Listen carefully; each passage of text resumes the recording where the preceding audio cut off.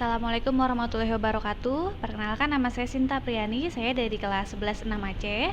Hari ini kelompok saya akan mempresentasikan tugas RPL kami. Di sini kami mengambil judul analisa kebutuhan perangkat lunak toko sepasang sepatu. Sebelumnya perkenalkan, kelompok kami ada 4 anggota, yaitu saya sendiri, kemudian ada Dwi Satria Nugraha, Muhammad Suherman, dan Fajrul Fitri. Dalam laporan ini yang pertama kali kami lakukan adalah menganalisa kebutuhan fungsional. Kebutuhan fungsional sendiri adalah kebutuhan yang berisi proses-proses apa saja atau layanan apa saja yang nantinya harus ada dalam sistem sehingga pengguna bisa menggunakan sistem tersebut dalam kebutuhan bisnisnya. Di sini ada 2 aktor yang akan menggunakan sistem ini, yaitu bagian penjualan toko atau kasir, kemudian bagian pemilik toko. Di mana di sini bagian penjualan toko atau kasir dapat melakukan login, transaksi, dan membuat laporan. Sementara pemilik toko dapat melakukan login, penjualan, transaksi, mengelola barang, dan mencetak laporan penjualan. Diagram activity. Di sini diagram activity sendiri adalah gambaran bagaimana proses itu merespon input yang dimasukkan oleh user, seperti itu. Di sini ada diagram activity kasir. Bagaimana proses kasir melakukan login, dari kasir membuka aplikasi, kemudian sistem menampilkan login, kasir menginput username dan password, lalu divalidasi lagi oleh sistem. Apabila berhasil maka dia akan masuk ke menu utama, namun apabila password atau username salah, dia akan kembali lagi menampilkan menu login. Jadi harus diisi kembali sampai username dan passwordnya benar. Kemudian di sini ada diagram activity kasir, yaitu diagram activity transaksi kasir. Jadi di sini bagaimana proses kasir melakukan transaksi untuk menampilkan setelah dia login dan menampilkan menu utama kasir. Di sini kasir bisa memilih transaksi, lalu menginput kode barang, menginput jumlah beli barang.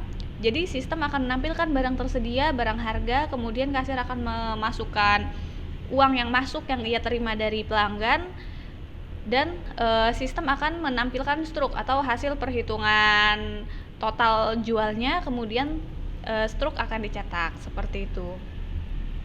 Selanjutnya akan dijelaskan oleh rekan saya. Terima kasih. Assalamualaikum warahmatullahi wabarakatuh. Pada bagian ini saya akan menjelaskan tentang diagram activity pemilik toko. Perkenalkan, nama saya sebelumnya Fajrul Fitri.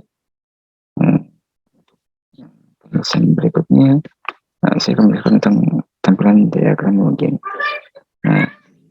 Diagram login ini owner saat memulai buka aplikasi akan menampilkan form login.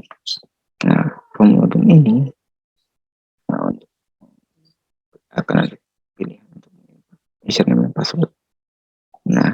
Di sini jika ia akan ada validasi username atau password apabila benar. Akan menampilkan menu utama toko. Apabila salah, dia akan menampilkan kembali form login.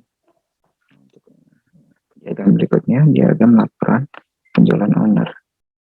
Diagram laporan penjualan owner ini akan masuk menu utama owner, kemudian pilih laporan penjualan, menu laporan penjualan, rekap hasil penjualan, kemudian akan ada collecting data, menampilkan laporan penjualan, ada opsi untuk menunggu cetak laporan. Berikutnya ada tampilan diagram pengolahan barang. Di diagram pengolahan barang ini ada menu utama owner. Di sini pilih menu kelola data barang, collecting data barang, akan ada menampilkan inventory barang, ada input kode barang, jika pilihan ya, ada ubah data barang, ada update data baru, dan menampilkan data terbaru. Namun apabila pilihannya tidak, dia akan menampilkan kembali data barang yang ada di inventory. Kemudian di diagram transaksi owner, masuk menu utama, menampilkan menu utama, pilih transaksi, input kode barang, kemudian barang tersedia, input jumlah beli, menampilkan total harga, input jumlah uang yang diterima, menampilkan struk dan cetak struk.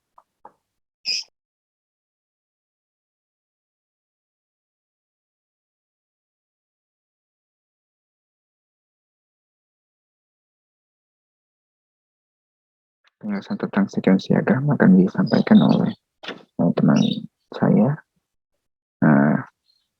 Mas Herman. Saya bilang, silakan untuk Mas Herman melanjutkan. Terima kasih. Assalamualaikum, nama saya Herman. Saya akan menjelaskan diagram activity kelola laporan penjualan. Di dalam kasir, dia akan membuka menu utama owner toko. Lalu dia akan memilih laporan penjualan.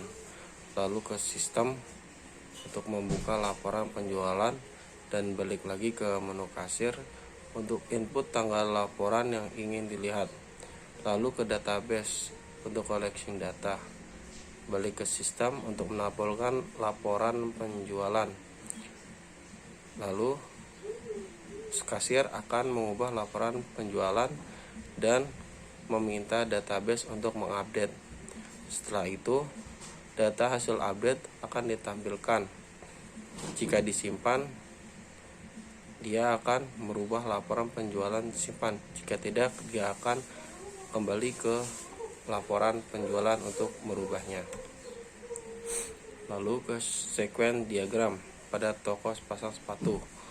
Untuk aplikasi kasir, bagian kasir, dia akan mengisi username dan password pada menu login, pada form login. Lalu ketika valid, dia akan memunculkan form transaksi untuk menginput barang, harga barang, dan total. Setelah itu, dia akan ke form laporan penjualan untuk cetak struk belanja. Lalu kembali lagi ke tampilan awal. Pada menu owner, login, dia mengisi username dan password. Ketika valid, dia akan ke form transaksi untuk input barang, harga barang, total. Setelah itu, ke form data barang. Di dalam data barang ada menu input, update, rename, delete. Di form data barang dia bisa input, update, rename, delete, beda dengan kasir. Jika kasir hanya input barang, harga barang, dan total. Pada owner dia bisa input, update, rename, dan delete. Setelah itu dia ke laporan penjualan untuk menampilkan hasil penjualan hari ini.